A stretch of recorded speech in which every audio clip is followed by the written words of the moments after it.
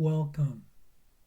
Today we will read Lesson 68 in the workbook, and in the text we will read Chapter 7, Section 6, From Vigilance to Peace, paragraphs 1 through 6.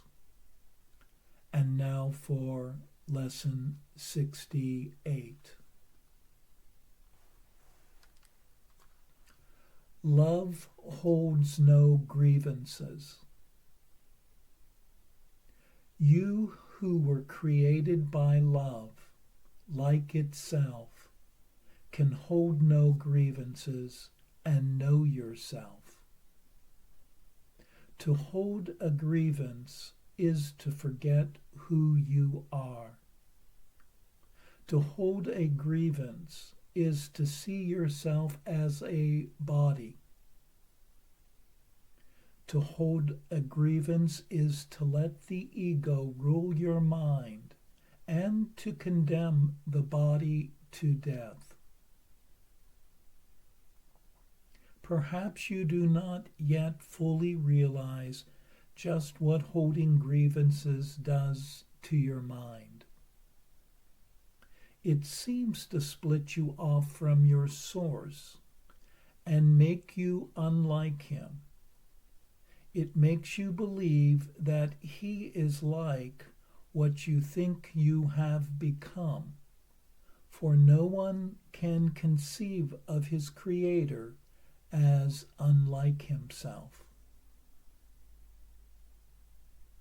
Shut off from yourself, which remains aware of its likeness to its Creator. Yourself seems to sleep, while the part of your mind that weaves illusions in its sleep appears to be awake. Can all this arise from holding grievances? Oh yes, for he who holds grievances denies he was created by love, and his Creator has become fearful to him in his dream of hate. Who can dream of hatred and not fear God? It is as sure that those who hold grievances will redefine God in their own image, as it is certain that God created them like himself and defined them as part of him. It is as sure that those who hold grievances will suffer guilt, as it is certain that those who forgive will find peace. It is as sure that those who hold grievances will forget who they are, as it is certain that those who forgive will remember. Would you not be willing to relinquish your grievances if you believed all this were so? Perhaps you do not think you can let your grievances go. That, however, is simply a matter of motivation. Today we will try to find out how you would feel without them. If you succeed even by ever so little, there will never be a problem in motivation ever again. Begin today's extended practice period by searching your mind for those against whom you hold what you regard as major grievances. Some of these will be quite easy to find. Then think of the seemingly minor grievances you hold against those you like, and even think you love. It will quickly become apparent that there is no one against whom you do not cherish grievances of some sort. This has left you alone in all the universe, in your perception of yourself. Determine now to see all these people as friends. Say to them all, thinking of each one in turn as you do so, I would see you as my friend, that I may remember you are part of me and come to know myself. Spend the remainder of the practice period trying to think of yourself as completely at peace with everyone and everything, safe in a world that protects you and loves you, and that you love in return. Try to feel safety surrounding you, hovering over you and holding you up. Try to believe, however briefly, that nothing can harm you in any way. At the end of the practice period, tell yourself, love holds no grievances. When I let all my grievances go, I will know I am perfectly safe. The short practice periods should include a quick application of today's idea in this form. Whenever any thought of grievance arises against anyone, physically present or not, love holds no grievances. Let me not betray myself.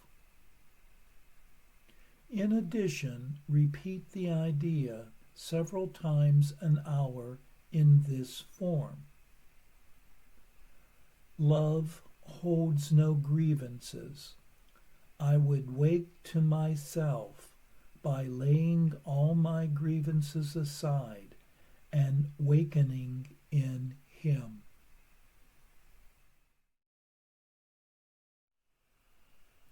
Love cannot attack, and thus it does not condemn or hold grievances. Only fear attacks, for it perceives itself as something vulnerable to attack, and subject to loss and lack. Love would have to perceive itself as something it is not in order to attack. When one attacks or holds grievances, one takes oneself to be a body, and having lost sight of one's true, unlimited being. When one lets go of all grievances, everyone becomes a friend, and one feels at peace with everyone and everything. For everything is safe and protected in a loving world. Forget not today that one was created by a loving source, as well as everyone else. For grievances lead one to a belief in a fearful creator, merciless and vengeful. Having redefined God in one's own image.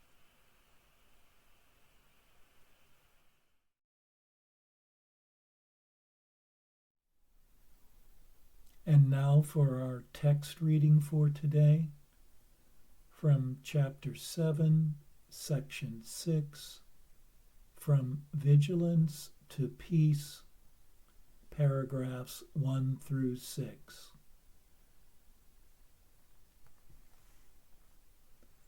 Although you can love the sonship only as one, you can perceive it as fragmented. It is impossible, however, to see something in part of it that you will not attribute to all of it.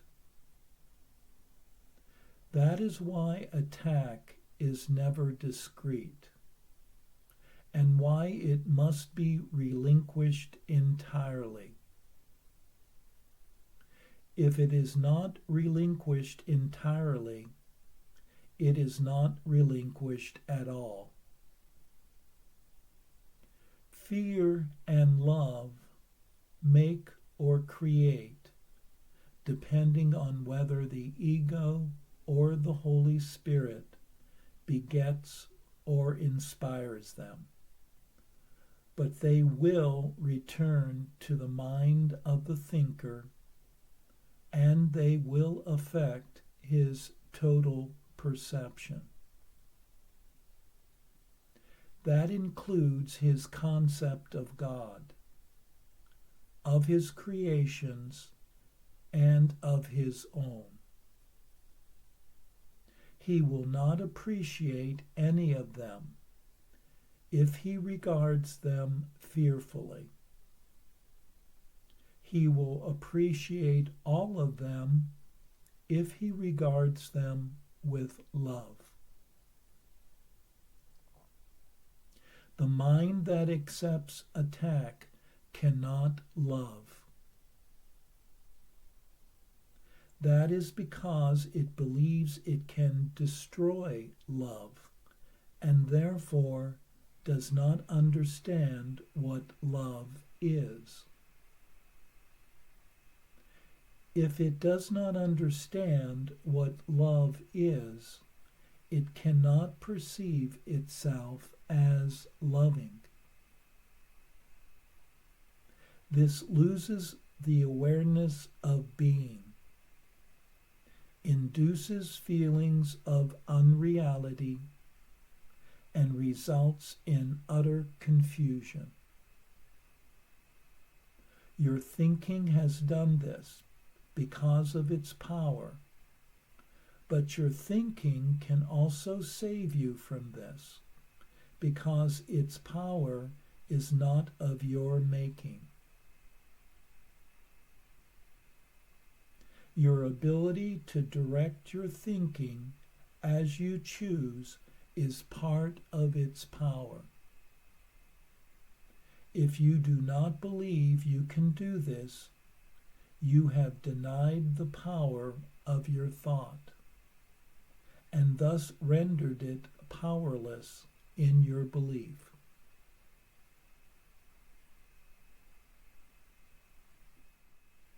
The ingeniousness of the ego to preserve itself is enormous, but it stems from the very power of the mind the ego denies. This means that the ego attacks what is preserving it, which must result in extreme anxiety. That is why the ego never recognizes what it is doing. It is perfectly logical, but clearly insane. The ego draws upon the one source that is totally inimical to its existence, for its existence. Fearful of perceiving the power of this source, it is forced to depreciate it. This threatens its own existence, a state which it finds intolerable. Remaining logical but still insane, the ego resolves this completely insane dilemma in a completely insane way. It does not perceive its existence as threatened by projecting the threat onto you and perceiving your being as non-existent. This ensures its continuance if you side with it by guaranteeing that you will not know your own safety. The ego cannot afford to know anything. Knowledge is total, and the ego does not believe in totality. This unbelief is its origin, and while the ego does not love you, it is faithful to its own antecedents, begetting as it was begotten. Mind always reproduces as it was produced. Produced by fear, the ego reproduces fear. This is its allegiance, and this allegiance makes it treacherous to love, because you are love. Love is your power, which the ego must deny. It must also deny everything this power gives you, because it gives you everything. No one who has everything wants the ego. Its own maker, then, does not want it. Rejection is therefore the only decision the ego could possibly encounter, if the mind that made it knew itself. And if it recognized any part of the sonship, it would know itself.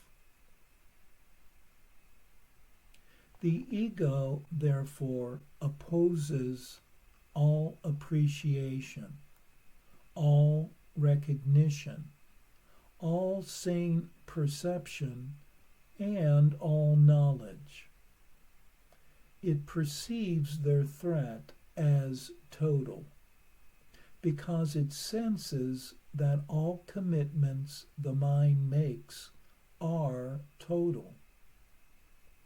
Forced, therefore, to detach itself from you, it is willing to attach itself to anything else.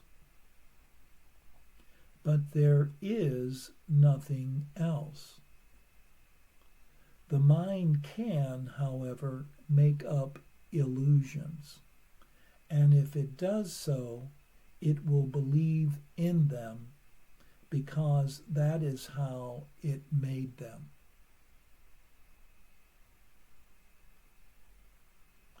The Holy Spirit undoes illusions without attacking them, because he cannot perceive them at all. They therefore do not exist for him. He resolves the apparent conflict they engender by perceiving conflict as meaningless. I have said before that the Holy Spirit perceives the conflict exactly as it is, and it is meaningless. The Holy Spirit does not want you to understand conflict. He wants you to realize that because conflict is meaningless, it is not understandable. As I have already said, understanding brings appreciation, and appreciation brings love. Nothing else can be understood because nothing else is real, and therefore nothing else has meaning.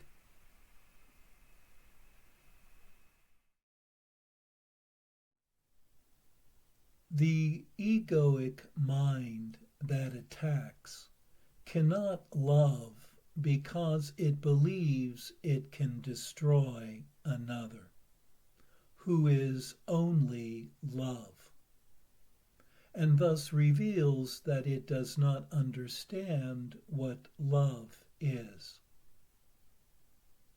Not seeing itself as loving, the ego loses its awareness of being and develops feelings of unreality and confusion. Thus, the ego is attacking the being which is the source of its existence, which results in intense anxiety.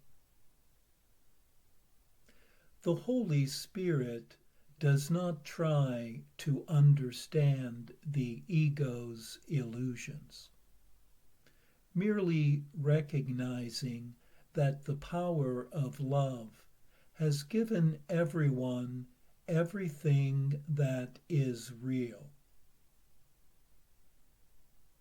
The Holy Spirit knows that nothing but love can be known, for nothing else is real and nothing else has any meaning. To understand this brings one appreciation, and to appreciate it brings love itself. And this makes any sense of conflict or threat have no meaning.